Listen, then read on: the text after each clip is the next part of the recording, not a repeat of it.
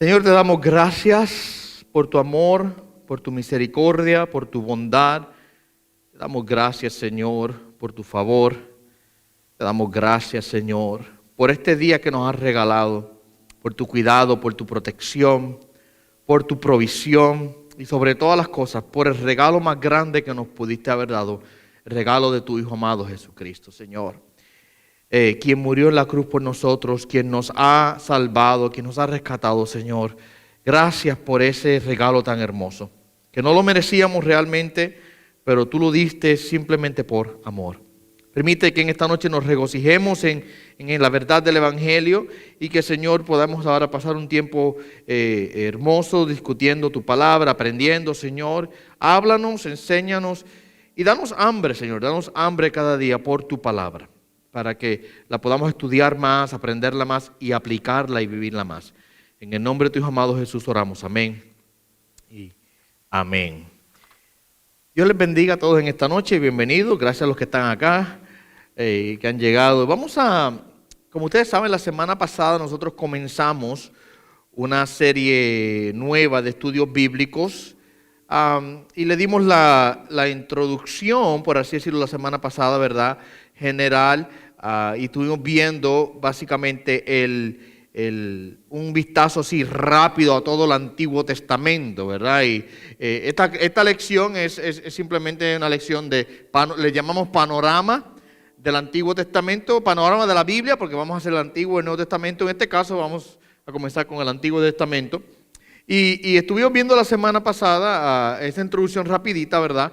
Y básicamente lo que un panorama a la Biblia es simplemente dar un vistazo desde Génesis hasta Apocalipsis, yendo pedacito a pedacito, libro a libro, no discutiendo un libro en un detalle profundo, porque si fuéramos a estudiar Génesis, estaríamos 6 meses estudiando Génesis nada más, ¿verdad? Si vamos a irnos capítulo son 50 capítulos, vamos a estar varias semanas estudiando capítulo a capítulo. La idea no es la de estudiar cada libro de la Biblia en detalle, sino que, como el nombre lo dice, panorama, lo que es darle un vistazo general, ¿verdad?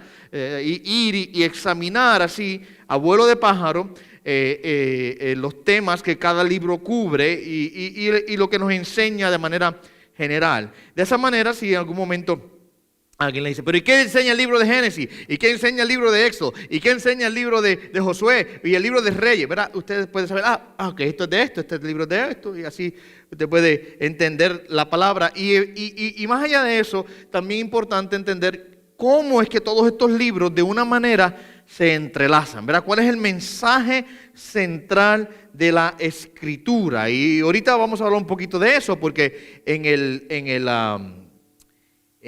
la introducción que les voy a dar de esta noche vamos a ver específicamente lo que le vamos a llamar el contexto histórico redentor, y cada vez que estemos en un libro vamos a hablar de eso. O sea, ¿cómo es que el mensaje de este libro se ata, ¿verdad?, a la historia de la salvación? Porque la Biblia no es un conjunto de libros que cada uno de ellos narra su propia historia por separado. La Biblia es un conjunto de libros que tiene, por así decirlo, una cuerda que los une a todos, y es la cuerda de la redención, la salvación, ¿verdad? Entonces, examinar entonces cómo es que Dios escribió, inspiró la Escritura, y cómo entrelaza, ¿verdad? Ese mensaje de la salvación se entrelaza a través de toda la palabra. Una de las cosas que dijimos la semana pasada también fue que es importante que estudiemos el Antiguo Testamento, porque en el mismo nosotros aprendemos muchas cosas acerca de Dios, aprendemos acerca de su carácter y aprendemos acerca de su plan. Y eso es lo que discutimos más o menos así en resumen rápido la semana pasada, examinando cómo es que el Antiguo Testamento realmente podemos resumirlo en esta frase: es promesas hechas. Dios hizo sus promesas en el Antiguo, y el Nuevo Testamento, cuando lleguemos allá, podemos resumirlo en la frase promesas cumplidas. Allá se hacen, en el otro lado se cumplen, ¿verdad? Y ese es más o menos un resumen así bien rápido de todo el Antiguo Testamento. Pero en esta noche yo quisiera que nosotros entrásemos, ¿verdad?, entonces a comenzar a estudiar el libro de Génesis. Y aunque les dije que no voy a pasar a un detalle cada libro, pasando tiempo estudiándolo de manera profunda, el libro de Génesis le vamos a dedicar 2 jueves, porque el libro de Génesis puede romperse en dos partes y cada parte merece atención separada. Si usted examina el libro de Génesis, usted va a ver que del capítulo 1 al capítulo 11, nosotros nos encontramos con la historia de la tierra primitiva y de las generaciones desde Adán hasta justamente antes de Abraham. Y luego del capítulo 12 en adelante, la historia cambia y ahora va a centrarse específicamente en Abraham, su descendencia y la promesa que Dios le hace a Abraham de que a través de él vendría el Redentor, ¿verdad? Entonces Génesis es distintivo en esa área porque por un lado contiene una vez más la historia de toda la humanidad, desde el inicio de la humanidad, desde que Dios hizo la creación. Tenemos la historia, ¿verdad?, de Noé, tenemos la historia de la Torre de Babel. Estamos hablando de la historia antigua de la humanidad y luego tenemos la historia específica de un hombre. De toda esa humanidad tenemos la historia de un hombre, que en este caso es Abraham y su descendencia. Entonces, por eso es que de Génesis vamos a tener dos clases. En otros libros no vamos a hacer esto, pero de Génesis vamos a tener dos clases porque necesitamos entender cómo es que la historia de los primeros capítulos de Génesis es importante para nosotros. Tenemos que comprender que Génesis realmente contiene los temas básicos, más fundamentales de la Escritura, que luego más adelante, son expandidos, luego son explicados en más detalle, pero en Génesis nosotros vemos, por así decirlo, la semilla. Vemos el inicio de todo, ¿verdad? En Génesis nosotros tenemos en detalle allí esos temas que son encontrados de forma más ampliada, de forma más detallada luego en la Biblia, pero en Génesis nos encontramos con ese inicio. Si fuera a preguntarle, por ejemplo, una pregunta, contésteme lo que ustedes puedan. ¿Qué cosas nosotros vemos en el inicio de Génesis, específicamente Génesis 1 al 11? ¿Qué temas hay ahí? La creación, ¿verdad? ¿Qué más? La caída, ahí estamos, es importantísima, la caída, que nos introduce al tema de ¿qué? La que introduce al tema del pecado, exacto, nos introduce al tema del pecado. Así que podemos decir que Génesis, especialmente Génesis 1 al 11, es extremadamente fundamental para nuestro entendimiento del Evangelio. Sin Génesis 1 al 11, entonces nosotros no vamos a tener realmente un entendimiento total o apropiado del Evangelio. Es más, pensemos honestamente. Nosotros podríamos entender de manera apropiada el Nuevo Testamento, el mensaje del Evangelio, si nosotros no tuviésemos la base de Génesis 1 en adelante. La contestación es que no podríamos entenderlo porque el sacrificio de Jesús, los cumplimientos mesiánicos de las profecías mesiánicas de Jesús, todo eso hace sentido a la luz de ¿qué? A la luz de una caída del hombre. Es más, podemos decir que en la epístola de Romanos, por ejemplo, Pablo nos habla acerca de Jesucristo siendo el segundo Adán, ¿verdad? Pues eso solamente hace sentido si tenemos un ¿qué? Un primer Adán. ¿Sabe? Cristo y su plan de redención hace sentido si la caída del hombre y la maldición del pecado son una realidad. Así que necesitamos nosotros poder entender estos temas básicos, doctrinas fundamentales para nosotros. Miren, Génesis específicamente, contestando la pregunta en la introducción, ¿por qué estudiar Génesis? Génesis específicamente nos demuestra a nosotros que Dios está en control de todas las cosas. Todas las cosas. Todo respecto a la creación y la redención se encuentran aquí desde el principio de Génesis y nos demuestra a nosotros que Dios está en control de eso. Después de todo, ¿quién fue el que inició la creación? Dios. ¿Okay? Estudiando Génesis también podemos entender, debo decir, nos ayuda a entender el propósito de Dios en lo que Él ha hecho. ¿Cuáles son sus propósitos y cuáles son sus metas y cuál es el plan que Dios tiene? Génesis también nos muestra las cosas de manera muy simple a fin de que podamos entender lo que es más importante luego más adelante, ¿ok? Y por eso es que a través de toda la Biblia, se hace referencia constante a Génesis 1 al 11, una y otra vez, casi a través de todos los libros de la Biblia, siempre hay referencia a lo que ocurre en el inicio. Usted no puede leer un libro de la Biblia sin encontrar una referencia a Dios siendo el creador, sin encontrar una referencia a la caída del hombre, o sin encontrar una referencia a estos tiempos antiguos, específicamente al hecho de la creación. Leas el libro de los Salmos, por ejemplo, y usted va a encontrar los Salmos repletos de referencias a que Dios es el creador, la idea del creador. Cada vez que se adora a Dios, busca usted en la Escritura las porciones que son doxológicas. Doxología, yo le he dicho a ustedes anteriormente que es una palabra de alabanza, una palabra de adoración. Doxo quiere decir gloria, logía es palabra, es una palabra de gloria, en ese caso una palabra de alabanza. Cada vez que usted en la Escritura aparece, usted encuentra una palabra que adora a Dios y lo exalta y lo eleva, note que casi siempre se le adora como creador. Como creador.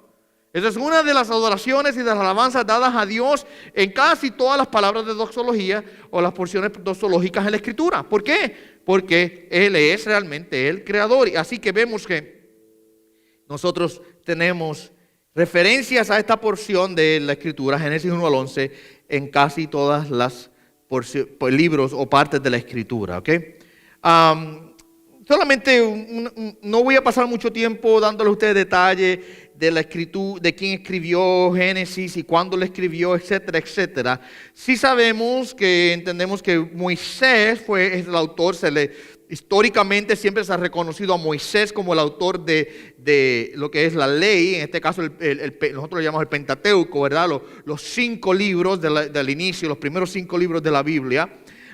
Siempre se le ha asignado a Moisés. Y ese ha sido el testimonio del pueblo de Israel, ha sido el testimonio de la iglesia generacionalmente, y yo creo que es claro también el testimonio interno del libro, porque vemos constantemente, especialmente cuando lleguemos al libro de Éxodo, constantemente Dios le dice a Moisés, escribe, y vemos esa referencia. Así que siempre está asignado a Moisés como autor de los primeros 5 libros de la Biblia, ¿ok? Él fue el que los escribió. Por supuesto, nosotros entendemos que el inicio de Génesis, específicamente Génesis 1 al 11, y podemos decir casi todo el libro de Génesis, fue escrito por Moisés, pero fue escrito cientos de años después de los eventos que se relatan. Moisés, como personaje histórico, no aparece en la escena hasta aquel libro. ¿Quién sabe? Éxodo, claro, en Éxodo que aparece Moisés. Éxodo, el principio de eso nos relata el nacimiento de Moisés y cómo es que Dios eventualmente usa a Moisés para rescatar al pueblo de Israel de la esclavitud en Egipto. ¿Okay? Y Moisés no comienza a escribir hasta que Dios lo llama a ser el líder de la nación. Pero Génesis nos relata la historia desde el inicio. Así que entendemos que Moisés está escribiendo cosas, uno por revelación, ¿okay? Porque Dios tuvo que, como Moisés supo que en el principio creó Dios todos los cielos y la tierra estaba desordenada y vacía, y el Espíritu de Dios se movía sobre la faz del abismo, Génesis 1 y 2, ¿verdad? ¿Cómo él supo eso? Eso por revelación. Así que Moisés escribe Génesis por revelación y también por récord histórico, es el otro lado. Por ejemplo, el pueblo de Israel se acostumbraba muchas veces a narrar las historias de los antepasados, o escribirlas, o narrarlas, memorizarlas.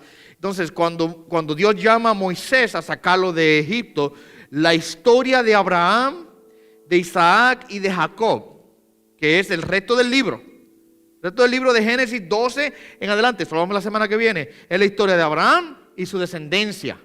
Luego, cuando llegamos a Éxodo, vemos entonces ahora todo ese pueblo, 400 años después de Abraham, vemos entonces todo ese pueblo que ahora está esclavo en Egipto y cómo Dios lo rescata. Pero que Génesis 12 en adelante es la historia de Abraham, de su hijo y su descendencia. Entonces, el récord histórico de lo que ocurrió con las familias, con Abraham y su descendencia, hubiese sido mantenido por el pueblo de Israel. Y eventualmente, cuando Moisés es escogido por Dios, Dios lo hace que escriba este récord histórico. Así que tenemos que Moisés escribe Génesis por revelación, porque entendemos que Dios tuvo que revelarlo, y también lo escribe por récord histórico, ¿verdad? Lo que el pueblo de Israel en ese caso ya había mantenido. Un dato interesante de Génesis, cuando Génesis estaba siendo escrito por Moisés, por supuesto, a la misma vez que Moisés está escribiendo Génesis, Dios está haciendo algo especial. Génesis trata el relato de la creación desde el principio, y Dios, cuando Dios inspira a Moisés para escribir Génesis, Dios también está haciendo otro acto creativo. Dios está creando un pueblo para sí mismo. Eso es lo que Dios está haciendo en Génesis. Dios está creando un pueblo. Sacó, por ejemplo, a Abraham de su tierra y su parentela. ¿Y qué hace? Le promete una tierra y le promete una descendencia. Dice, serán mi pueblo. Así que, y cuando llegamos al momento en que Moisés escribe estos relatos, Dios está literalmente ahora creando ese pueblo, sacándolos de Egipto y creando el pueblo que Dios había prometido crear para revelar a través de este pueblo su gloria y su ley, ¿verdad?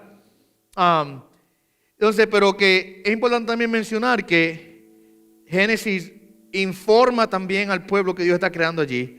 El problema más grave que tenemos, que el pueblo de Israel lo encontró y se dio golpe con este problema una y otra vez. En el proceso de Dios crear el pueblo de Israel, encuentran que el problema que tenían es el problema del pecado, que es lo que Génesis nos enseña a nosotros, ¿verdad? Y se prefigura realmente en Génesis aquí cómo es que Dios lidiaría, trataría y resolvería ese problema del pecado.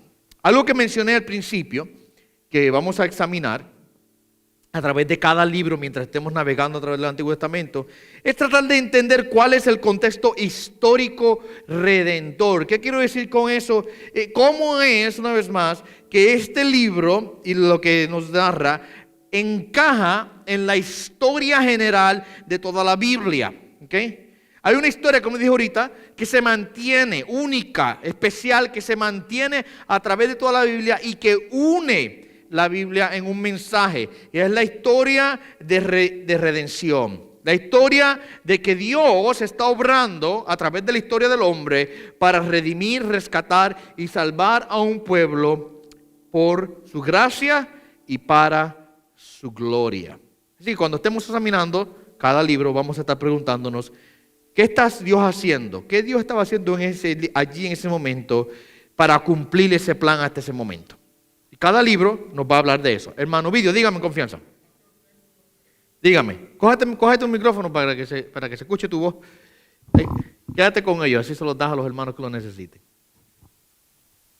Ajá. Confianza, déjanos por ahí. ¿Sí?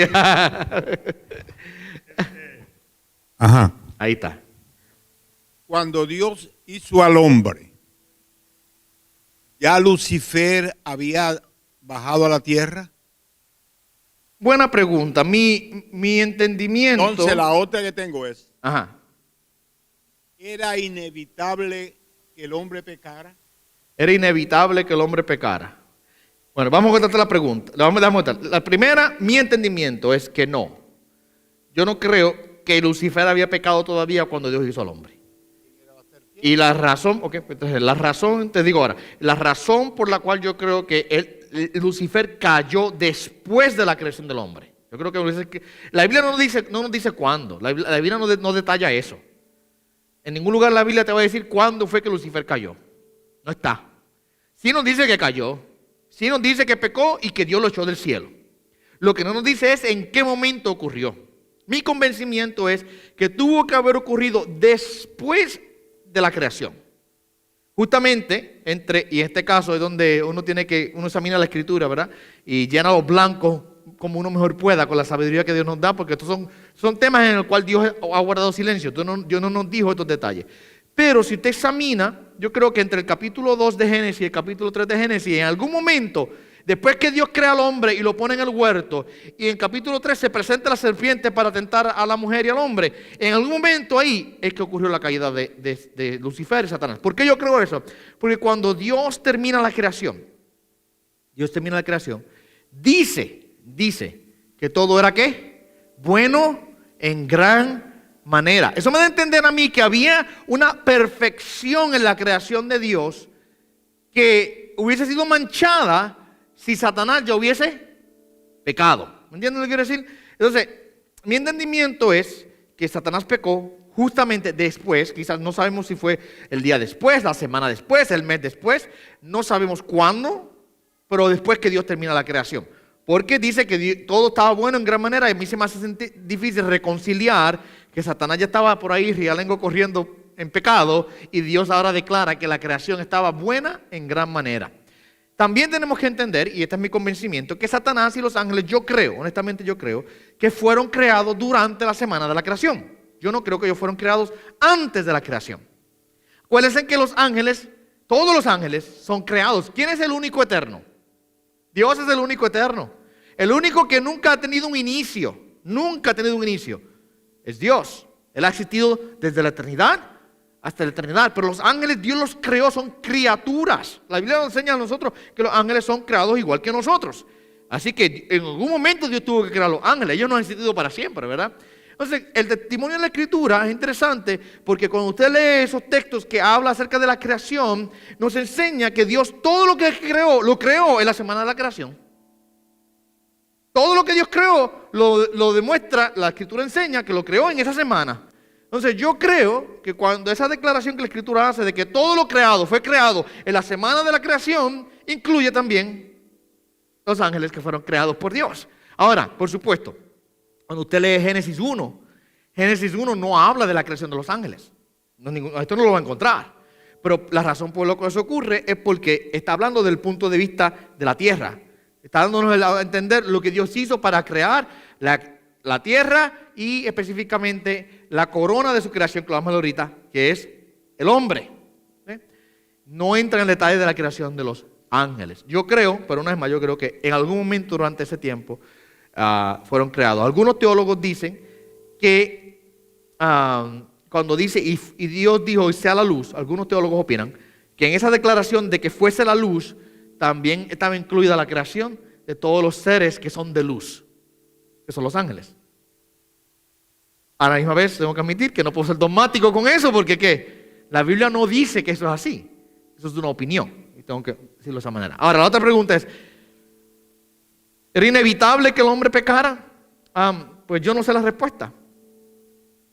Yo no sé la respuesta porque eso va más allá de lo que la Escritura nos dice, ¿verdad? Lo que la Biblia nos dice es que el hombre pecó, pero no nos da la alternativa. O sea, no nos enseña esa alternativa. Entonces, eso es algo que quizás Dios en su soberanía sabrá la contestación y yo tendré que esperar a llegar al cielo. Pero dime, ¿qué ibas a decir?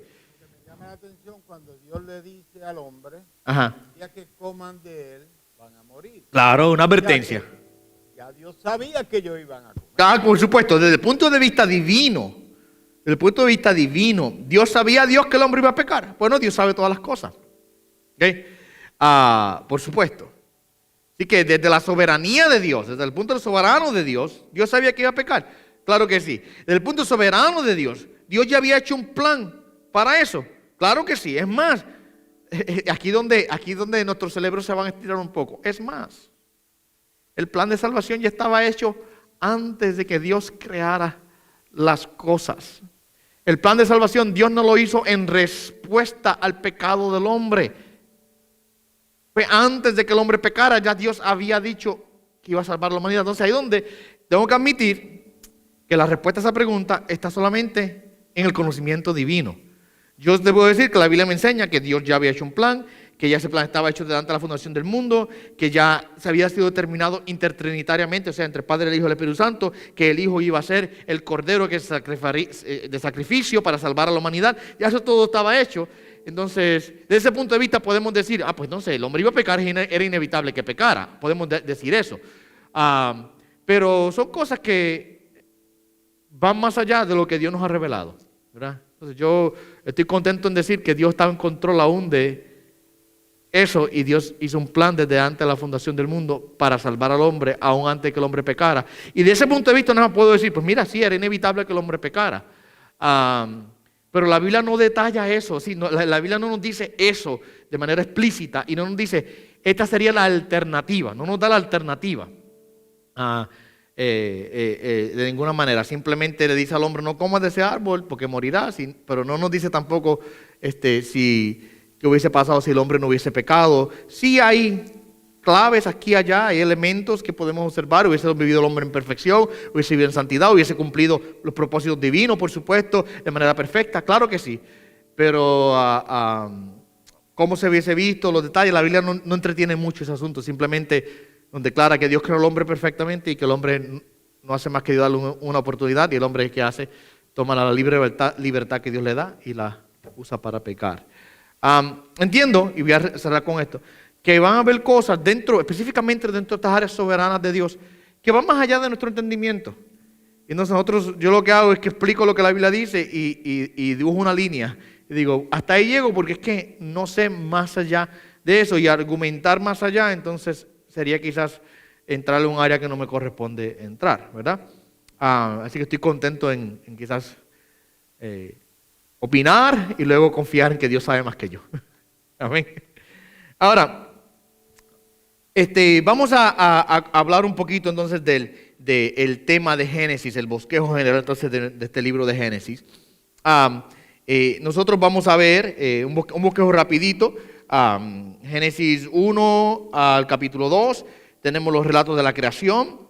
Génesis 2 al Génesis 4 tenemos el principio de la humanidad y se nos presenta allí las dos simientes. Vamos a ver ahorita lo que esas dos simientes son.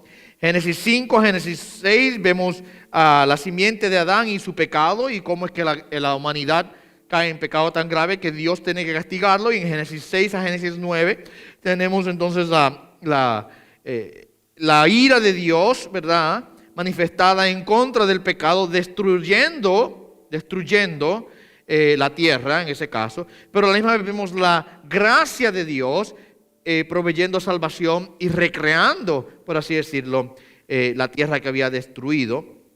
Génesis 10 y 11 nos presenta la historia de la humanidad después del diluvio, y todavía vemos que hay pecado en el hombre.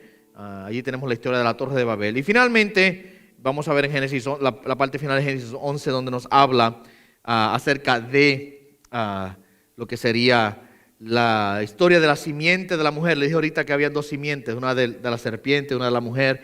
Y vamos a ver cómo la simiente de la mujer continúa siendo guardada por Dios. Ahora, si yo fuese a resumir Génesis 1 al 11, le voy a leer un párrafo. Está ahí en su folleto, pero en su folleto está roto pedacito a pedacito. Debajo de cada parte principal, el párrafo se rompe. Yo voy a leérselo completo y luego vamos a examinarlo parte por parte. Si fuera a resumir Génesis 1 al 11, lo diría de la siguiente manera. Existe un Dios eterno y autosuficiente, quien por puro decreto verbal ha creado el universo y todo lo que en él se encuentra, con el propósito de reflejar su gloria. La corona de su orden creado es el ser humano, la única criatura creada a imagen de Dios. La humanidad refleja la gloria de Dios mientras obedientemente gobierna la tierra y disfruta de una comunión amorosa con Dios y entre sí. Sin embargo, nuestros primeros padres escogen querer ser iguales a Dios, desobedeciéndole e incurriendo en la justa ira de Dios.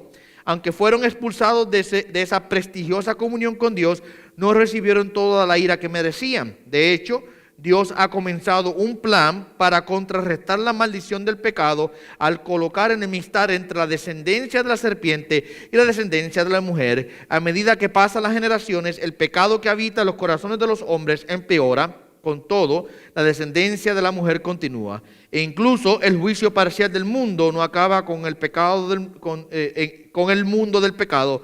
Así que la rebelión contra Dios sigue. Es un resumen en un párrafo de lo que es la historia de Génesis 1 a Génesis 11. ¿Okay? Vamos a examinar la primera porción. Génesis 1 y 2, que es la creación. Esto nos enseña a nosotros que existe un Dios eterno, autosuficiente, quien por puro decreto verbal ha creado el universo y todo lo que en él se encuentra con el propósito de reflejar su gloria. Eso es lo que Génesis 1 y 2 nos enseñan a nosotros. Nos habla de quién es Dios, nos habla de que es un Dios, y ahí le puse varios puntos. Nos muestra un Dios eterno. Un Dios eterno. ¿Cómo que Génesis 1 nos muestra un Dios eterno? A ver, ¿quién me puede ¿Quién me puede decir? ¿Cómo Génesis 1 muestra un Dios eterno? ¿Qué clave Génesis 1 nos da a nosotros para nosotros concluir que Dios es eterno? Se encuentra justamente en el primer verso. En el principio creó Dios. O sea que Dios ya existía ¿cuándo? En el principio. O sea, cuando todas las cosas comenzaron, ya Dios estaba ¿dónde? Dios estaba ahí. Dios estaba ahí. Y entendemos nosotros, miren, esto es, podemos decir, el argumento filosófico de la eternidad de Dios. Entendemos que Dios, si Dios existe, tiene que ser eterno. Tiene que ser eterno. Y tiene que ser no creado. Porque si no es eterno y es creado, entonces, ¿quién lo creó? La pregunta es verdad. Pues, ¿quién lo creó? Y entonces, yo les he hablado a ustedes en el pasado ya, que cuando comenzamos a hacer esa pregunta, caemos en un ciclo vicioso que nunca termina. Porque entonces, si a Dios lo crearon, pues el que lo creó, ese es Dios. Y si volvemos a hacer esa pregunta, ¿sabe qué ocurre, verdad? Caemos entonces una vez más y una vez más. Ustedes han hecho esto, no sé, con el espejo, ¿no? ¿Te han puesto un espejo uno frente de otro? ¿Ustedes han hecho eso? A mí me encanta, cuando yo era pequeño, a mí me encantaba hacer eso. Siempre disfrutaba la ilusión que crea, ¿verdad? De un infinito, dos espejos de uno. Eso es algo, para mí es algo bien increíble. Es algo similar. Comenzamos a preguntar quién creó a Dios y lo que hacemos es nos vamos por un túnel infinito que nunca termina, porque entonces tenemos que llegar eventualmente al creador entonces, el que es la causa de todas las cosas, que no es en sí mismo un efecto de nadie, ¿verdad? Que nadie lo creó. Porque si decimos Dios fue creado, entonces ese es el problema que tenemos. Así que Génesis 1:1 nos dice que en el principio creó Dios. Entonces nos presenta a Dios como eterno. No solamente como eterno, nos lo presenta como autosuficiente. ¿Por qué es autosuficiente? ¿Entienden lo que autosuficiente quiere decir, verdad? Quiere decir es que no depende de nadie. Es independiente. Tú y yo no somos autosuficientes. Aunque muchas veces los muchachos cuando van creciendo ellos se creen que mandan, ¿verdad? Y ellos se creen que ellos son independientes, pero la realidad es que no, nadie es autosuficiente, nadie es totalmente independiente. Nosotros no somos así. Nosotros necesitamos cosas. Necesitamos del oxígeno, necesitamos del alimento, necesitamos agua, necesitamos del sol, necesitamos de la gravedad de la tierra. ¿Sabe? Dios nos hizo a nosotros dependientes de la creación por un punto. Y eventualmente, podemos decir finalmente, somos dependientes de Dios. Porque ¿quién sostiene la creación? Dios sostiene la creación. Así que somos dependientes de Él. Sin Dios nosotros no existiríamos. No existiríamos. Pero Dios en sí es autosuficiente. Él se sostiene a sí mismo. Por eso es que cuando Moisés, en el libro de Éxodo, cuando lleguemos allá vamos a hablar de eso un poquito. Moisés le pregunta a Dios, ¿y quién yo le diré que me envió? ¿Se recuerdan cuando Dios le dice a Moisés, ve a Egipto y saca a mi pueblo de allá? ¿Y quién le diré yo que me envió? ¿Cuál es la respuesta divina? Yo soy el que soy y te envío. Esa es una declaración de autosuficiencia. Quiere decir, yo soy el que soy. O sea, Él es, Dios es. Dios no depende de nadie para existir. Él simplemente es por sí mismo. Es totalmente independiente. ¿Y por qué Génesis 1 nos presenta a nosotros a un Dios autosuficiente? Porque solamente un Dios autosuficiente puede crear como Él creó. Y dijo Dios, sea la luz. Y fue. Y dijo Dios, y creó. También nos presenta a un Dios soberano, O sea que lo que Él determina, lo que Él habla, eso mismo sucede. Él tiene total control. Note que uno de los elementos que corren a través de Génesis 1, y dijo Dios, sea esto, y luego más adelante dice, y fue así. Y dijo Dios, y fue así. Y dijo Dios, y así se hizo. Y dijo Dios, y así. Y como Dios dijo, así ocurrió. Él es un Dios soberano. Lo que Él habla, se hace. Se hace. Y a la misma vez, también Génesis 1 nos presenta a un Dios bueno. Bueno. 7 veces en el capítulo 1 de Génesis se nos dice que lo que Dios había hecho era bueno. Y vio Dios que la luz, por ejemplo, dijo Dios a la luz, y fue la luz, y vio Dios que la luz era buena. Pues solamente un Dios bueno puede crear algo bueno. Entonces, Génesis 1 nos presenta que Dios es bueno. Y bueno, infinitamente bueno. A la conclusión de la creación, y vio Dios que todo, una vez Dios termina todo, y Dios lo vio todo y dijo, y era bueno en gran manera, ¿verdad? Bueno en gran manera. Así que solamente un Dios bueno puede crear cosas buenas, ¿ok? Cosas buenas. Luego en Génesis capítulo número 1, verso 26 al 31, la parte final de ahí, nos presenta a nosotros la historia de la humanidad. Y ahí viene la próxima parte del párrafo que les leí, que la corona de este orden creado es el ser humano. La única criatura creada a imagen de Dios. La humanidad refleja la gloria de Dios mientras obedientemente gobierna la tierra y disfruta de una comunión amorosa con Dios y entre sí mismo. La primera pregunta que se nos contesta en estas porciones del capítulo 2 de Génesis, 1 y 2 de Génesis, es ¿quién es el hombre? ¿Quiénes somos nosotros?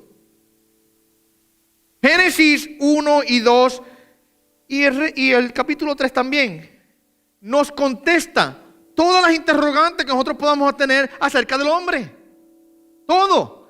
Miren, las preguntas más importantes que el hombre tiene que contestarse a sí mismo y que la filosofía ha tratado de contestar a través de la historia es: ¿quiénes somos? ¿De dónde venimos? ¿Para qué estamos aquí? ¿Para dónde vamos? ¿Verdad? ¿Cuál es nuestro destino? ¿Cuál es nuestro propósito? Esas son las preguntas más importantes que todas las religiones y todas las líneas de pensamiento filosóficos tratan de contestar. ¿Quién es el hombre? ¿De dónde vino el hombre? ¿Por qué está aquí? ¿Cuál es su propósito? ¿Y cuál es el destino del hombre? ¿Para dónde vamos? Todas las religiones tratan de contestar esas preguntas. Génesis, aquí desde el inicio, nos da a nosotros las contestaciones a cada una de ellas. ¿Quiénes somos nosotros? ¿Y de dónde venimos? Somos criatura de Dios. Fuimos creados por Él. Mira, en el capítulo 1 de Génesis, al final ahí, versos 26 al 31, nos dice que los seres humanos fuimos creados a la imagen de Dios. Fuimos creados a la imagen de Dios. Así que hay algo distintivo en el ser humano. Dice, note algo interesante. Si usted lee el relato de la creación, Génesis 1, usted va a ver que los seres humanos no fueron creados según el patrón de cualquiera otra de las criaturas y de los elementos de la creación que Dios hizo. Cuando Dios llega al hombre, hace una pausa y determina crear al hombre en otro patrón, al patrón de Dios, a su imagen y a su semejanza. Lo ve allí y dice, hagamos al hombre conforme a nuestra imagen y semejanza. ¿Qué es la imagen y semejanza de Dios? Bueno, podríamos pasar literalmente una hora entera hablando de la imagen y semejanza de Dios. Pero para resumírselo rápido, yo creo, y es el argumento teológico que presentamos en la mayor parte de los estudios teológicos, es que es la imagen de Dios o los atributos comunicables de Dios que Dios puso en nosotros. Cuando hablamos de atributos comunicables, estamos hablando de atributos que Dios tiene que nosotros también tenemos. Hay atributos no comunicables de Dios, que son atributos que le pertenecen solamente a Él. Por ejemplo, su soberanía absoluta, ¿okay? Su omnipresencia, su omnipotencia, su omnisciencia. Todos son absolutos no comunicables de Dios porque solamente le pertenecen ¿a quién? A Dios. Pero hay atributos comunicables de Dios, que Dios los pasó a nosotros y que los tenemos, como el raciocinio, la inteligencia, memoria, normas éticas, capacidad de amar y la capacidad de tener relaciones con otros, la habilidad de comunicarnos y de hablar y así por el estilo. Podemos pasar mucho rato hablando de todos los atributos que Dios tiene, que nosotros también tenemos. Así que es la imagen de Dios. Dios la puso en el hombre. Dios no puso su imagen en aunque la creación revela la gloria de Dios, aunque la creación testifica del poder de Dios, ninguna otra por parte de la creación tiene en sí la imagen de Dios. Solamente es el hombre. Así que Dios puso en el hombre su imagen, lo cual dota al hombre ahora de tener una relación personal con Dios. De todo lo que Dios creó, La creación completa se relaciona con Dios. Por eso es que los cielos cuentan la gloria de Dios y el firmamento anuncia la obra de sus manos. Dios se relaciona con toda la creación porque es el creador y sustentador de toda la creación. Pero la única persona con quien Dios tiene una relación íntima de amor es con el hombre. Es con el hombre. Entonces, por nosotros tener ahora un rol distintivo, por nosotros tener la imagen de Dios, tenemos un rol distintivo en el orden de la creación. ¿A quién Dios le ordenó gobernar y subyugar la tierra? Fue al hombre. Así que, ¿quiénes somos nosotros? Somos creados a la imagen de Dios. Somos los que debemos reflejar la gloria de Dios.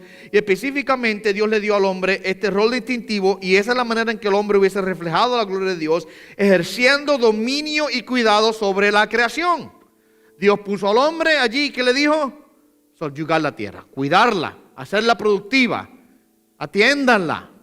De la manera en que Dios sostiene la creación, Dios le ordena al hombre que el hombre también trabaje. Como Dios trabaja, que el hombre también trabajase. Por supuesto, no en el mismo nivel de poder, porque Dios es omnipotente. Él sostiene todas las cosas. El hombre no tenía la capacidad de hacer algo así, de poder sostener la creación como Dios la sostiene.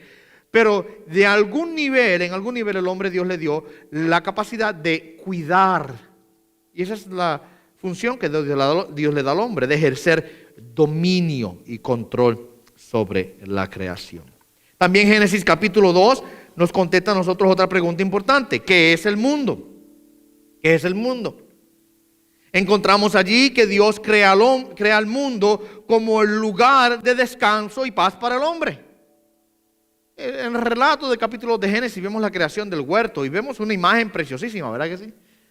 Dios crea este lugar hermoso y dice que puso al hombre allí. Y dotó al hombre de la capacidad de poder sojuzgar la tierra, de controlarla. Por ejemplo, ¿qué hace Dios con Adán una vez Dios crea a Adán? ¿Qué hace? Lo pone en el huerto y trae delante de Adán todas las criaturas que Dios había creado. Y dice la escritura que Adán le dio nombre a cada una de ellas. ¿Okay? A cada una de ellas Dios le dio nombre. Adán, perdón, le dio el nombre. Dando a entender que Dios está poniendo a Adán en una posición de ¿qué? De control, de liderato, de gobernador. Adán no era el dueño de la creación, Dios no era el dueño de la creación, pero por así decirlo, Adán era el mayordomo de Dios en la creación. Aquí está Adán, ¿cómo le llamamos a ese animal? León, y ese otro tigre, y ese otro perro, ¿verdad? Y así por el estilo. Adán fue el que tomó la decisión de dar nombre a la creación, porque así Dios lo determinó. Dios se los trajo a Adán y Adán le dio nombre. Y vemos entonces que el mundo es creado, el huerto específicamente, el huerto es creado para el lugar de descanso, de paz para el ser humano. Por supuesto, más adelante vemos que eso se rompe, ¿verdad? También Génesis 2 nos contesta a nosotros la pregunta, ¿cómo debemos relacionarnos mutuamente? Génesis 2, 18 al 25 nos habla allí también acerca de la institución del matrimonio. Dejará al hombre a su padre, a su madre, se unirá a su mujer y será una sola carne, ¿verdad? Dios crea ahora una ayuda idónea, es la palabra que la Escritura le da a Eva. Una ayuda idónea, o sea, una ayuda perfecta. O sea, el complemento para Adán era Eva. Nada en la creación, nada, absolutamente nada en la creación podía llenar el rol que Eva llenaba. Es interesante algo ahí, porque ¿por qué Dios, si usted lee el texto, usted lee el capítulo, dice que Adán le dio nombre a todas las criaturas y no se halló ayuda para Adán en ninguna de ellas? Dice, pero si Dios sabía eso, ¿por qué Dios hace eso, verdad? ¿No era más fácil decirle a Adán, aquí está Eva? Sí, claro que sí, porque eso es más fácil así. Pero Dios lo hace así, yo creo, para que Adán entendiese que su perfecta ayuda no estaba en lo que había allí, sino que estaba en la ayuda especial, la mujer especial que Dios creó para él. Para así subrayar, por así decirlo, así marcar la importancia de la relación entre el marido y su esposa. Vemos a Dios ahí implementando entonces ahora el matrimonio y vemos que Dios crea al hombre para tener una relación. Los seres humanos fueron creados para tener una relación con Dios en obediencia. Perdóname, los seres humanos, los hombres y las mujeres, me adelanté, los hombres y las mujeres fueron creados para tener una relación de paz y armonía entre sí. Así que Dios creó al hombre y a la mujer, para que se amasen, para que se dedicasen el uno al otro y para que fuesen complementos el uno del otro. ¿Ok?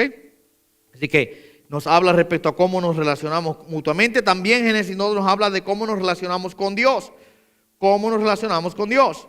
Nuestra relación con Dios es una de obediencia y de adoración. Dios creó al hombre y le dio una misión específica. ¿Okay?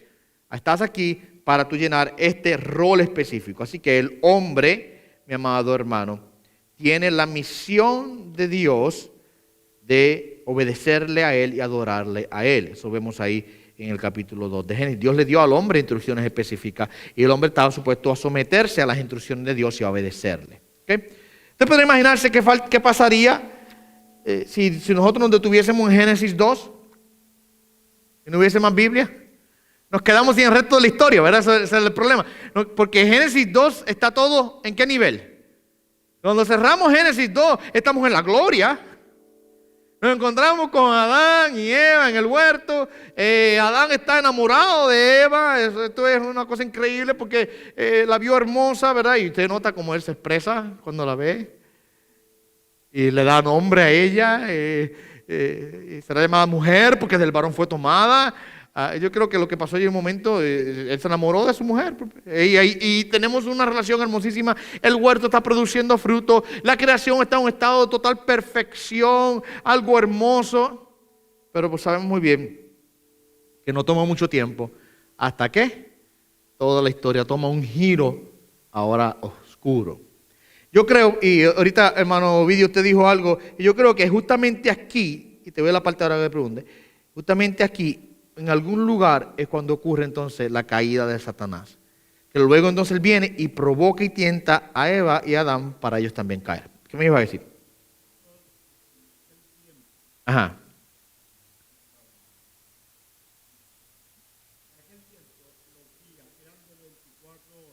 Yo creo que sí, porque la Escritura claramente nos dice a nosotros que el Génesis 1 dice, fue la noche y la mañana, fue la noche y la mañana, fue la noche, el primer día, el segundo día, el tercer día.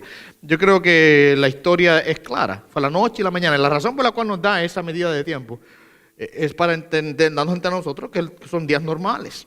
Son días normales lo que estamos observando.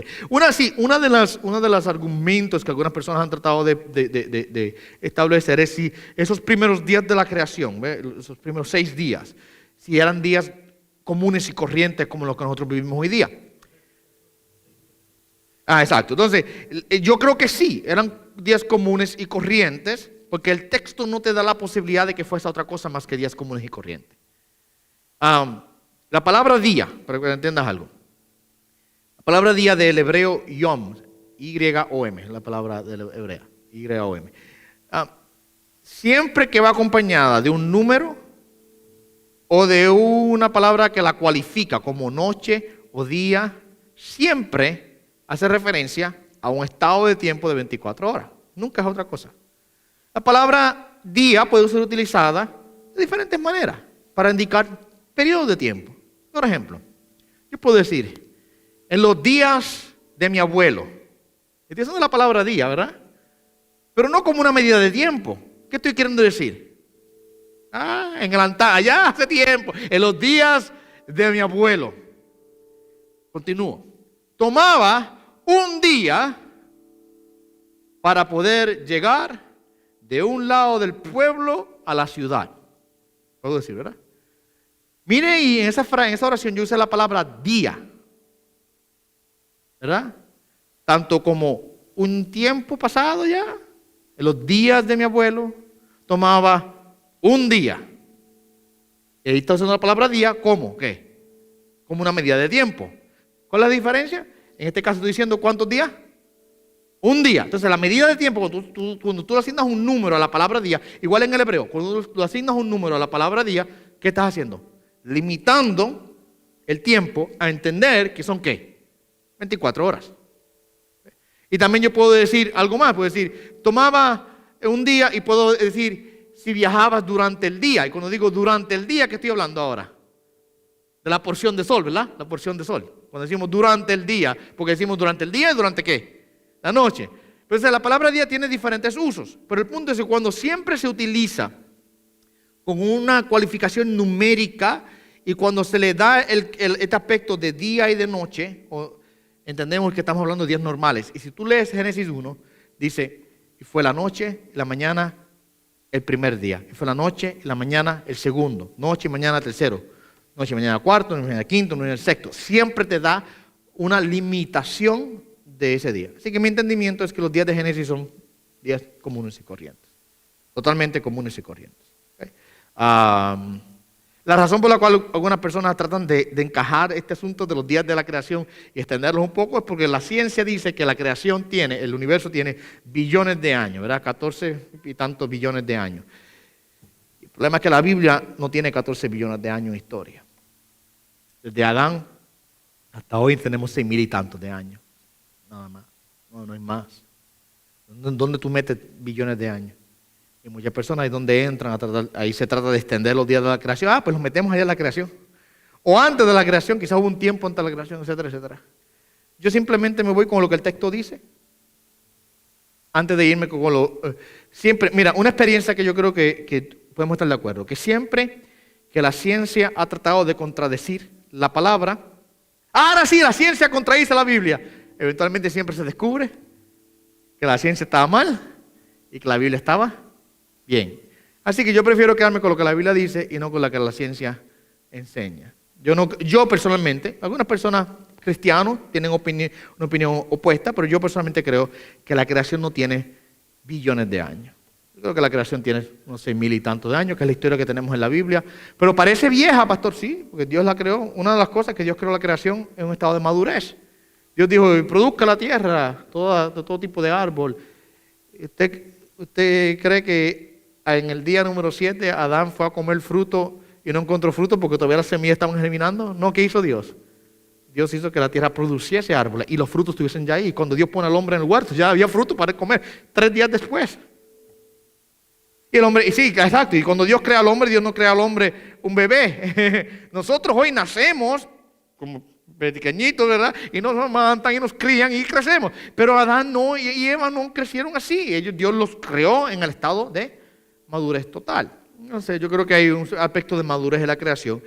Y también un aspecto de que la tierra específicamente pasó por un estado catastrófico en el pasado, que fue el diluvio de Noé, lo cual creó que la tierra madurara mucho más rápido. Acuérdense que la tierra se inundó completa. E hizo parecer que la tierra es más vieja de lo que realmente es, porque a través del diluvio hizo que la tierra acelerara ese proceso de envejecimiento. Las capas de la tierra, por ejemplo, se acumularon durante el año del diluvio, creando entonces la idea de que quizás tomó muchos millones de años acumular capas de tierra, cuando realmente fue un resultado del diluvio en el tiempo de Noé. ¿Okay? Así que los días de la creación para mí son días naturales. Yo creo que el texto no es más claro. Día y mañana 1, día y mañana 2, noche y mañana. Y así nos limita el tiempo de los días de la creación. Específicamente entonces vamos al capítulo 3. Sí, tenemos 15 minutos. Yo termino, en lo que queda termino. En el capítulo 3 se nos detalla, por supuesto, el evento de la caída. Entendemos muy bien que Dios le da una provisión al hombre en Génesis 2, versos 15 y 17. La humanidad, ¿qué hace? Escoge ser igual a Dios, buscar alcanzar, reemplazar a Dios, por así decirlo, y caen desafortunadamente en desobediencia y son castigados por Dios. Dios le dijo, no comas de ese fruto, y específicamente lo que Dios les dijo que no hiciesen, eso específicamente ellos, ¿qué? Hicieron. Y en Génesis 3, entonces vemos en detalle, no voy a pasar mucho tiempo leyéndolo, explicándolo, porque lo hemos hecho en el pasado, pero en Génesis 3 vemos que Dios establece 3 niveles de enemistad, que ahí es donde quiero realmente concentrarme. Como parte de su juicio sobre la creación, Dios comienza a poner una enemistad. El primer de ese nivel es el de enemistad entre la serpiente y la mujer. ¿Verdad? Se le dice a la serpiente, se recuerda muy bien que en este caso, cuando hablamos de serpiente, estamos hablando del diablo. Dios pone una enemistad entre la serpiente, que es Satanás, y la mujer. ¿Qué quiere decir esto? Bueno, quiere decir que Satanás y la raza humana son enemigos. Satanás es enemigo del hombre. Enemigo del hombre.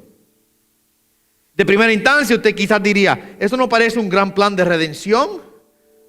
Si Dios lo primero que hace, acuérdese que quien está declarando el juicio aquí es ¿quién? Es Dios. Dice, pondré enemistad entre la serpiente y la mujer. La mujer. Entonces, eso como que no parece muy bueno. Dios puso la enemistad, la puso Dios. Dios puso la enemistad. Pero consideremos la alternativa.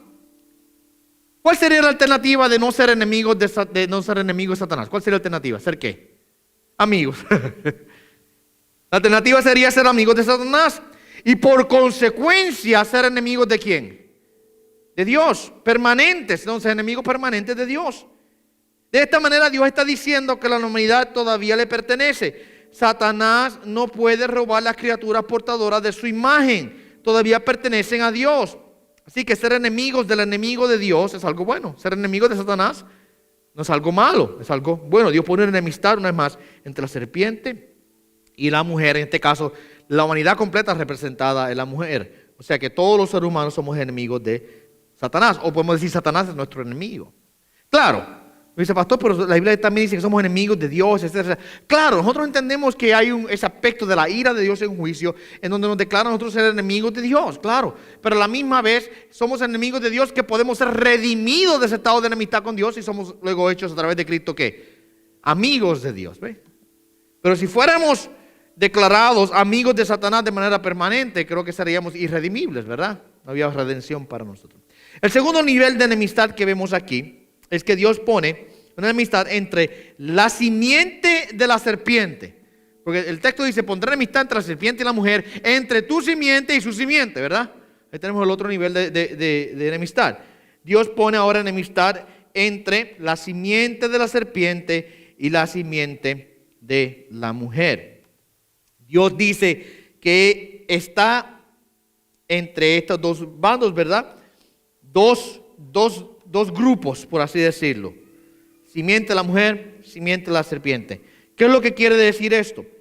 Que los hijos físicos de Eva serían, y quizás no todos, algunos de los hijos físicos de Eva, serían espiritualmente la simiente de la serpiente, porque nunca obedecerían a Dios y harían las obras del diablo.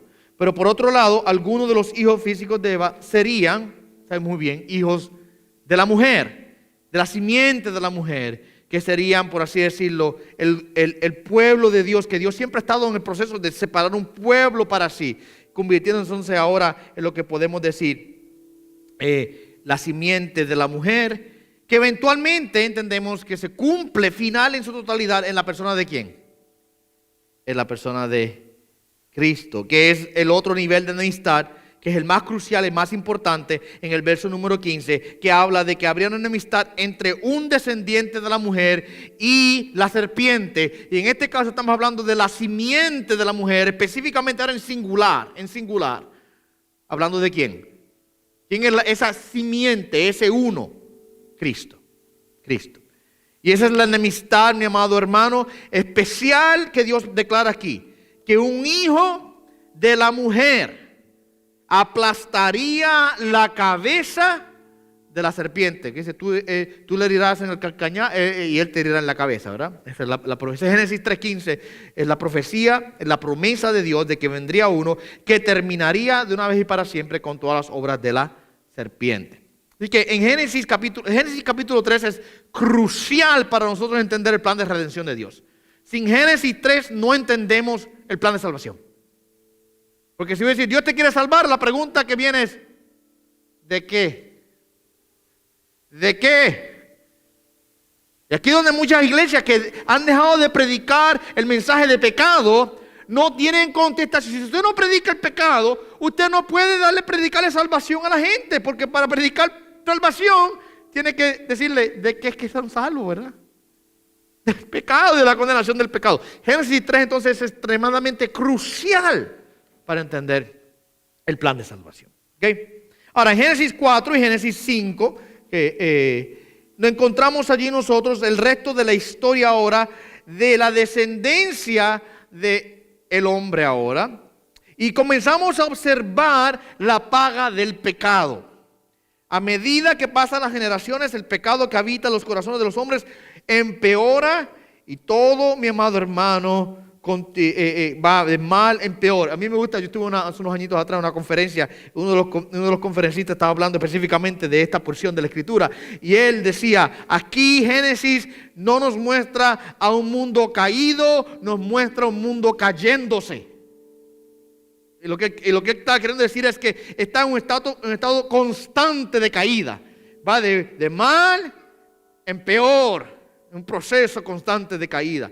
Y esa es la realidad cuando nosotros observamos Génesis, por ejemplo, cuando vemos Génesis 4, ¿con qué nos encontramos allí? Con un muchacho de nombre Caín, con otro muchacho de nombre Abel, que resulta que eran hermanos y que eventualmente terminan el uno matando al otro. Ese es el resto de la Biblia, desde el punto de vista del hombre, ¿verdad? Esta porción aquí es el resto de la Biblia. El hombre peca y por consecuencia está en un estado de muerte. Si usted lee, por ejemplo, en el capítulo, déjame ir allá, en el capítulo número 5. Si usted se lee el capítulo 5 entero de Génesis, usted va a darse cuenta de algo. Hágalo como una asignación luego. Usted va a darse cuenta de algo. Aquí está la genealogía de la descendencia de Adán. Todos los hombres que vinieron, los que nacieron después de Adán. Y si usted se lee, usted va a darse cuenta que al final de cada una de las historias de cada uno de estos hombres, y dice, y murió. Verso 5. El total de los días de Adán que vivió fue 930 años y murió. Verso 8. El total de los días de Set fue 911 años y murió. Verso 11, el total de los días de Noé fue 905 años y murió. Y usted sigue leyendo el capítulo y al final del resumen de la vida de cada uno de estos hombres dice, y murió. ¿Por qué? Porque está dándonos a entender cuál es la consecuencia del pecado. Dios le dijo a Adán y a Eva, de cierto os digo que el día que comieres, moriréis. Dios no los mató en aquel momento, aunque él podía haberlo hecho. Dios tuvo gracia sobre ellos, los viste de su desnudez, les provee ahora una promesa de una restauración futura a través de un Mesías. Lo vemos ahí ya en Génesis 3:15, esa promesa mesiánica, ¿verdad? Hacia el futuro. Pero la consecuencia del pecado cae sobre sus vidas. Y la muerte comienza a dominar al hombre. Lo vemos con Caín y Abel, y luego lo vemos a través de toda la descendencia de Adán. Luego en el capítulo número 6, ya han pasado miles de años. Si la matemática no me falla en mi estudio, creo que era unos 1300, 1400 años desde la creación de Adán hasta que llegamos a Noé. ¿Okay? Ya han pasado más de 1000 años, han pasado ya. Ha pasado bastante tiempo. Así que la tierra se ha multiplicado, el mundo, ¿sabes? Los hijos de Adán comenzaron a tener hijos, se narra, no sabemos si esto es verdad, que Adán tuvo 50, esta es la tradición judaica, esto no está en la Biblia, pero la tradición judaica dice que Adán tuvo 56 hijos e hijas, entre hijos e hijas, ¿verdad? 56 se dice, no sabemos si es realmente eso, ¿verdad? Eso no está en la Biblia, eso es una tradición judaica. Pero si vamos a ver, el testimonio de la Escritura es que él tuvo muchos hijos y muchos. Mira, Génesis 5, capítulo 4. Y los días de Adán después de haber engendrado a Set fueron 800 años y engendró hijos e hijas. Así que Adán tuvo a Caín y a Abel. Caín mató a Abel. Set reemplazó a Caín. Vemos la promesa de la simiente de la mujer continúa. Porque aunque Caín mató a Abel, Abel siendo el hijo de la promesa de la simiente de la mujer que vendría del linaje del Mesías, Dios reemplaza a Abel con un Set, pero Adán no tuvo solamente a Caín, a estos 3 hijos. Dice, y tuvo o engendró hijos e hijas, muchos hijos más. Y así por el estilo, se comenzó a multiplicar la humanidad llegamos al capítulo número 6 de Génesis y ¿qué nos encontramos? Nos encontramos que la humanidad ha caído en un estado de tanta depravación que Dios decide borrar la humanidad de la faz de la tierra. ¿Okay? Dios ahora decide que va a totalmente a borrar a la humanidad y a eliminarla. Una vez más, el aspecto que vimos ahorita de estas dos simientes, ¿se recuerdan? La simiente de la serpiente, la simiente de la mujer, el linaje de la serpiente, el linaje de la mujer, la promesa de restauración y la enemistad de la serpiente para tratar de destruir la simiente de la mujer. ¿Okay? Hay una enemistad que está aquí. Mi amado hermano, se ve evidente. Caín mata a ¿quién? A Abel. Y nosotros inmediatamente preguntaríamos, ya se acabó el asunto, la serpiente ganó. No, Dios pone aún ¿qué? Un set. La serpiente no ganó. Y luego llegamos aquí al capítulo número 6 de Génesis y podemos preguntar algo similar. La serpiente ganó porque mire, el estado de la humanidad es tan y tan pecaminoso que Dios la va a destruir completa. Ya, se acabó el linaje de la mujer, se acabó la simiente de la mujer, la simiente de la serpiente ganó. No, dentro de todo eso Dios siempre, mi amado hermano, tiene un plan. Y el resto de la historia, usted puede estudiar el resto de la historia de la Biblia, es algo muy similar. ¿Ves? Muy similar. Dios rescata, por ejemplo, en el caso de Noé, en el caso del diluvio, a la humanidad a través de un hombre. Luego cuando llegamos a Abraham, nosotros inmediatamente pensaríamos, se acabó porque Dios escoge a Abraham para a través de Abraham sé que vendría la simiente de la mujer, ¿se acuerdan? Dios le dice a Abraham, en tu simiente, es la primera promesa de allá, desde Génesis 3:15. Tu simiente será bendita a todas las familias de la tierra. Ahí está la promesa del Mesías, pero resulta que la esposa de Abraham es estéril.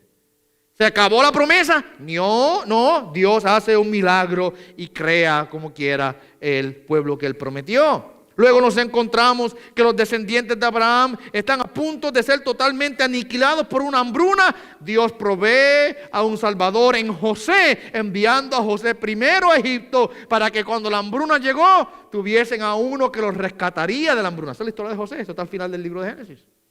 Y así por el estilo, a través de la escritura, usted va a ver cómo la simiente de la mujer está al borde de ser exterminada y Dios siempre proveyendo para rescatar a esa simiente, a ese linaje, para que la simiente, ahora, la una simiente, el singular, que es el Mesías, llegase en su debido tiempo para traer salvación a la humanidad. Ese, podemos decir, es el mensaje de toda la escritura, ¿verdad? Y aquí en el libro de Génesis capítulo 6 al capítulo 9 tenemos ese elemento. La humanidad está tan corrompida que pensaríamos se acabó la historia. Pero Dios escoge un hombre por gracia. No fue porque no era súper santo y súper bueno. Porque si usted lee el texto, dice, y Noé halló que gracia delante del ojo de Dios. Así que no estamos hablando que Noé no era pecador. Era un pecador como tú y como yo. Pero Dios tuvo gracia. Y la gracia de Dios empoderó a Noé para ser un siervo fiel. Acuérdense que siempre ha sido y siempre será la gracia de Dios lo que empodera a los hombres para serle fiel y obedientes a Él. No es porque el hombre puede por cuenta propia, es por la gracia de Dios. Y Noé fue un hombre fiel, claro que sí. Fue un hombre justo, sí, por la gracia de Dios. Vemos aquí que entonces Dios envía un juicio parcial sobre la creación total, pero aún así el pecado no termina. ¿Por qué el pecado no termina? Porque aunque Dios por su gracia salva a Noé y a su familia, la semilla del pecado todavía estaba ¿dónde? En el hombre. En el hombre. Dentro de la historia interesante, dentro de la historia de Noé, después que salen de ellos del arca y pasaron un año dentro del arca y Dios los saca de allí y lo demás, vemos que inmediatamente después se nos habla a Noé en pecado, plantó una viña, se embriagó, se desnudó y luego su hijo Ham también ahora cae en pecado, burlándose de la desnudez de su padre. ¿Te recuerdan de la historia? Vemos la perversidad del hombre continuando. Aun cuando el hombre peca, la ira de Dios es revelada, pero también a la misma vez la gracia y la misericordia de Dios son reveladas lado a lado. Siempre Dios opera de esa manera. Dios castiga el pecado, castigó a la humanidad a través de un diluvio, pero salva a la humanidad a través de, en este caso, la gracia que Dios le extiende a Noé. Y miren qué interesante, esto es muy importante. Aquí, especialmente en la historia del diluvio, tenemos una tipología. La tipología es algo que representa algo que vendrá después. Es una imagen que se nos da para alucidar o apuntar a algo que vendría en adelante y que luego se cumple. Y cuando se cumple, entonces vemos la conexión y vemos la explicación de manera más profunda. Y yo creo que aquí en la historia de Noé y el diluvio, específicamente nosotros vemos una tipología de lo que vendrá. En el caso de Noé, allí vemos que Dios destruye y recrea la tierra, por así decirlo. Dios totalmente la limpió a través de agua. La Escritura nos habla a nosotros de que en el futuro vendrá también otra destrucción cataclísmica, en este caso no por agua, la Escritura nos dice por fuego. Y habrá una destrucción y una recreación. En el caso de Noé, la única forma de salvarse de la destrucción por agua era ¿en dónde? En el arca. En el caso de la próxima destrucción que vendrá a la tierra, la única forma de salvarse de ella es en la provisión del arca para nosotros, que hoy día es ¿quién? Es Cristo. Cristo es nuestra arca. Cristo es nuestra provisión. Acuérdense, Dios le provee a Noé la forma de salvarse. Dios nos provee a nosotros también la forma para salvarnos. Allá fue un arca. En este caso tenemos a una persona que es nuestra arca, figurativamente hablando, ¿verdad? Nuestro Salvador. Y vemos que después de la destrucción hubo una restauración de la tierra. En este caso final habrá una destrucción, pero habrá una recreación de la tierra, regresando al paraíso original que Dios construyó para que el hombre habitase. ¿Okay? Luego, al pasar del tiempo, Noé sale del arca, comienza a multiplicarse, comienza a tener hijos y a la tierra a multiplicarse, y nos encontramos en el capítulo 10 y 11 de Génesis, donde vemos que el hombre continúa en un estado de rebeldía en contra de Dios. El hombre sigue pecando en contra de Dios. Dios le había dicho al hombre que se multiplicaran y que llenaran la tierra, que se esparciesen en la tierra. Pero vemos aquí, se nos narra la historia de la Torre de Babel, que el hombre decidió, no queremos esparcirnos por la tierra, queremos juntarnos todos y hacer una gran ciudad para hacer un nombre para nosotros.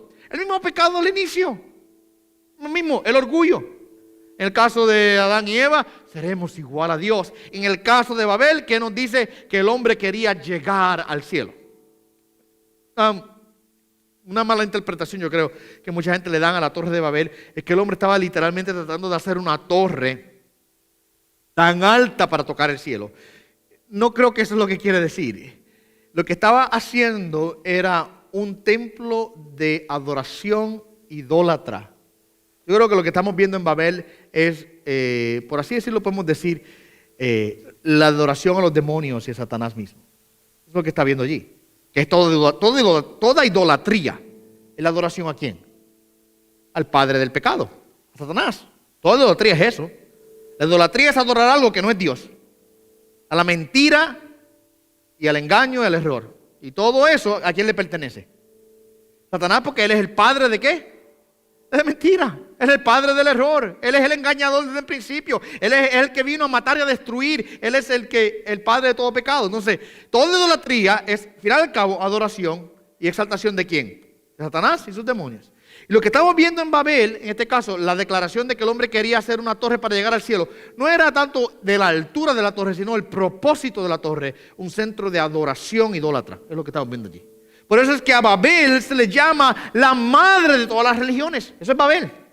Babel es la madre de toda la falsa religión idólatra que adora, en vez de al creador, adora ¿qué? A la creación. Eso es Babel. Babel es donde la idolatría comenzó, podemos decir. Dígame, hermana.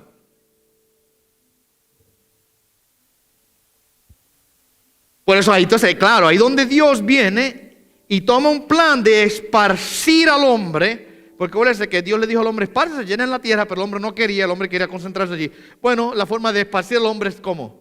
Vamos a confundir sus lenguas.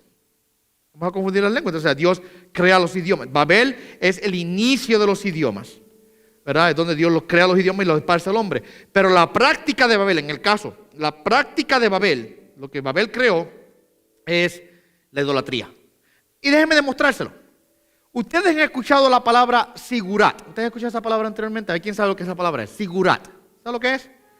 ¿Cuántos han ido a México? Allá a las pirámides. ¿Ustedes las han ido a visitar? ¿Las han visto? Ok, Egipto, a Indonesia y a algunos países asiáticos. ¿Ustedes han visto las pirámides? ¿Ustedes no notan algo interesante? Que todas tienen una construcción bien similar. Todas tienen una construcción similar. Yo creo que lo que la Torre de Babel fue eso mismo. Una construcción de un tipo de pirámide con el propósito específico de crear una religión idólatra. Que cuando usted examina todos estos pueblos esparcidos, mira, desde México hasta Egipto y Asia, y usted se va por todos los lugares, las construcciones son, claro, cada quien tiene su propio estilo, pero son bien similares, y los propósitos con los cuales se usaban estas construcciones, ¿cuáles eran? La adoración y la idolatría, la religión falsa. Eso fue lo que fue Babel.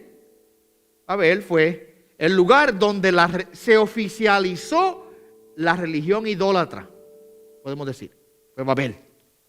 Entonces, y cuando Dios, mira esto, cuando Dios rompe la gente en pueblos, ay, pero ¿y por qué uno se ven de una manera? ¿Por qué los chinos se ven como chinos, los africanos como africanos?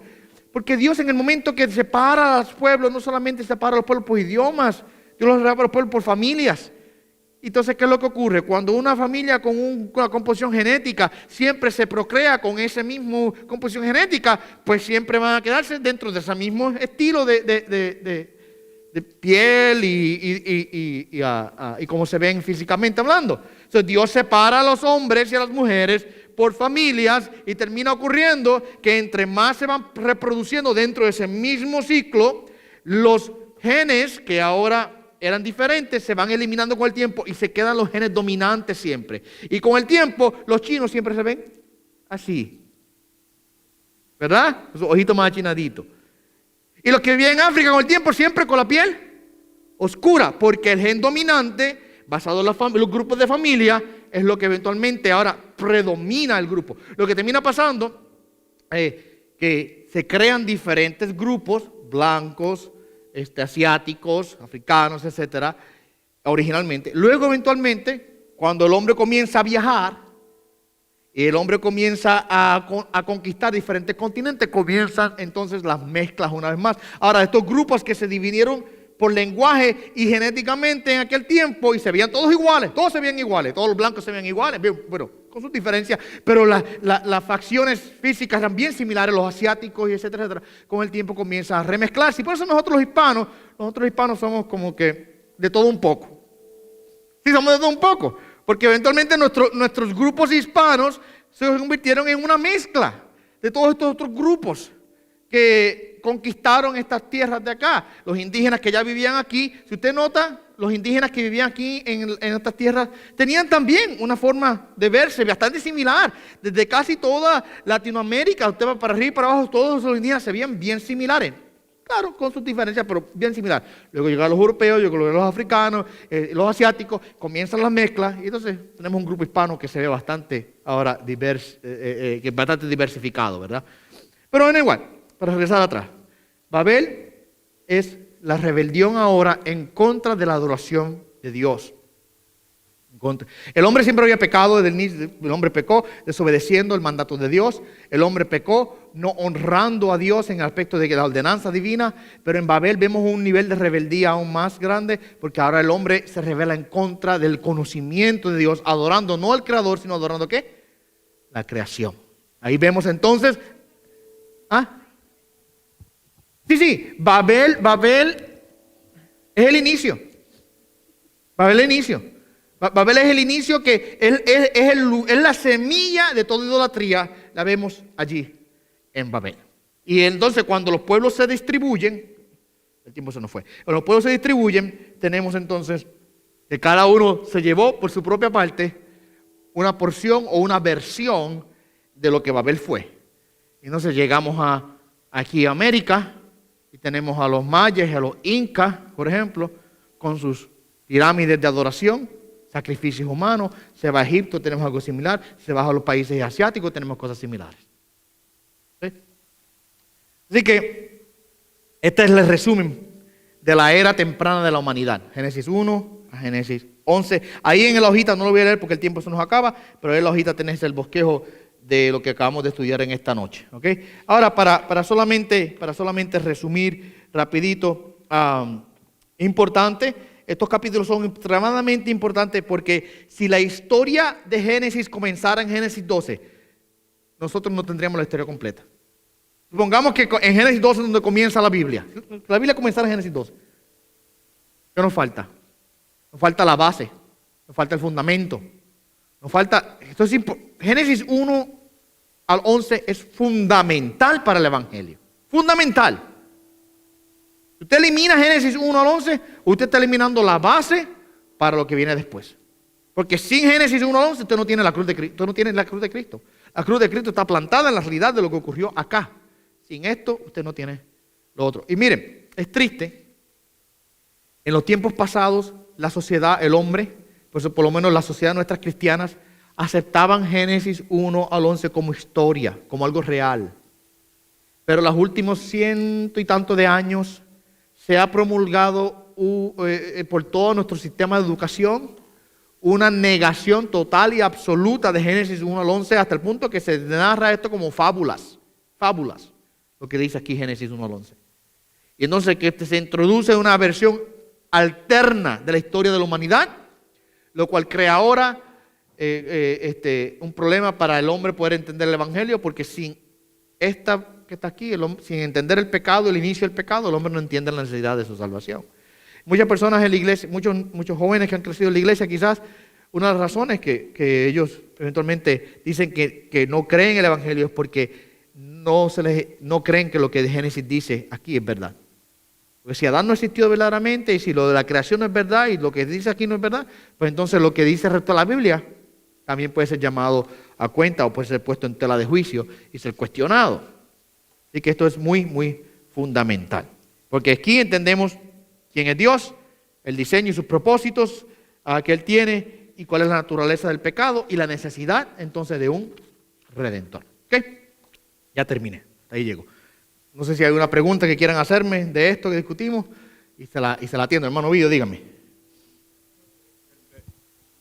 Del versículo 1 de Génesis al versículo 2, ¿cuántos años posiblemente han pasado? Ninguno. Porque hay gente que dicen que pero, pastor, dice que al principio creó Dios los cielos y la tierra. Ya. Y creo que Dios lo hizo ordenado. Entonces en el versículo 2 dice que la tierra estaba desordenada. El secreto para entender esto está en comprender lo que eso quiere decir específicamente. No es que se desordenó. No, cuando dice, en el principio creó los cielos y la tierra, y luego dice, y la tierra está desordenada, no está queriendo decir que Dios estaba ordenada y se desordenó y ahora Dios la vuelve a ordenar. Lo que quiere decir es que estaba incompleta. O sea, Dios creó la materia y lo que tenemos en el resto del capítulo 1 es el proceso por el cual Dios pasa para ordenar la tierra y completar la creación. O sea, cuando dice estaba desordenada y vacía, lo que realmente quiere decir estaba incompleta y sin terminar. Es lo que quiere decir. Entonces, cuando usted estudia la frase original en el hebreo, fíjate, hace muchos años, no muchos años atrás, ¿verdad? Pero como 6, 7 años atrás, yo estuve estudiando este tema bien profundamente y leí un libro específicamente de ese tema, de analizar esas frases desordenada y vacía. Un libro entero analizando la frase desordenada y vacía, ¿ok? Y el autor explica bien detalladamente la realidad de que lo que está hablando en el hebreo original no es que Dios creó perfecto y que luego esa perfección con la cual Dios creó se rompió y que luego Dios tiene que volver a ordenar.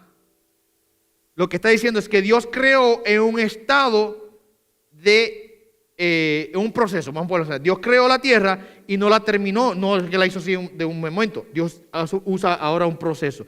Y lo que vemos entonces es que Dios creó y la tierra estaba incompleta y sin terminar, es lo que quiere decir. Y que el resto del capítulo es dándonos a entender cómo es que Dios completó la creación y terminó y llenó esa tierra. Es lo que vemos, entonces, creó la luz, creó las aguas, creó los cielos, creó las aves de los cielos, creó las plantas, creó los animales, creó al hombre. Vemos el resto del capítulo diciéndonos cómo es que Dios culminó esa creación. La idea viene porque muchas personas dicen que ahí donde pues Satanás cayó y le desordenó la tierra a Dios, etcétera, etcétera. Una vez más, a mí se me hace difícil yo aceptarlo porque cuando terminamos la creación, ¿qué dice Dios de la creación? Que estaba buena en gran manera, o sea que la creación estaba totalmente perfecta. A mí se me hace difícil aceptar que hubo una creación que fue destruida y que Dios la arregló un poco, pero que todavía las evidencias de esa destrucción están presentes y que Satanás le arruinó la tierra a Dios. Porque yo no creo que Dios estaría mintiéndonos que las cosas estaban buenas en gran manera al final de esa creación. Porque lo que encontramos es que las aguas estaban unidas a la tierra. Claro. Estaba unida a la salada. Claro, Dios, bueno, el agua, la diferencia entre el agua dulce y el agua salada es la misma cosa. Le pasa que con el tiempo los ríos que van navegando a través de nuestras montañas y caen al mar, hacen al mar salado porque los minerales que proceden van salando el mar. ¿Sabes que el mar va salándose cada día más? ¿No sabías? Pues Dios tuvo que separarla. Bueno, no creo que Dios las separó. Dios sí separó las aguas, porque si usted dice Dios separó las aguas que estaban abajo, arriba, hablando de la expansión. Pero en el caso de las aguas de la tierra, la razón por la cual el mar es salado es porque el mar se está salando. ¿Entiendes lo que quiero decir? Es un proceso, ya lleva miles de años que el mar se hace más salado cada día, por los depósitos de minerales que van cayendo en el mar.